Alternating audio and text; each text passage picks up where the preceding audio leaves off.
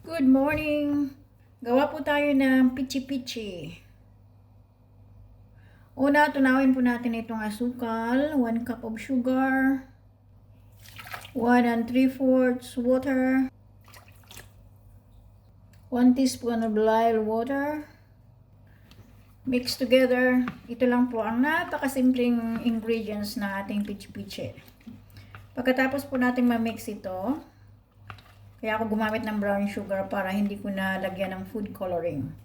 Ito po ay 2 cups ng grated cassava. I-mix lang po natin ito.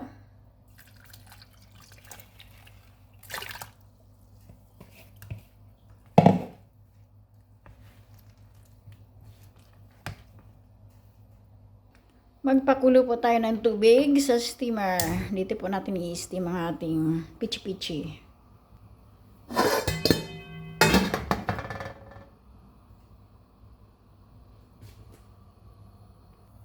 Ngayon, ilalagay na po natin sa molder.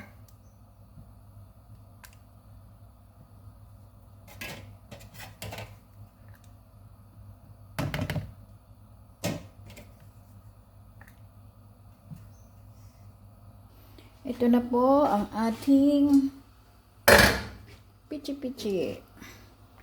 Lagay po natin dito. Yan. Takpan natin mga 15 minutes po.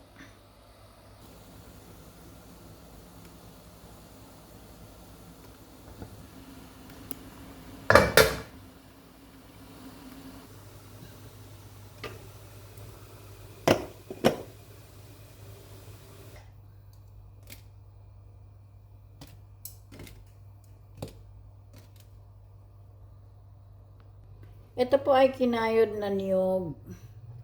Lalagay po natin ang ating pichi-pichi. Ganyan lang po.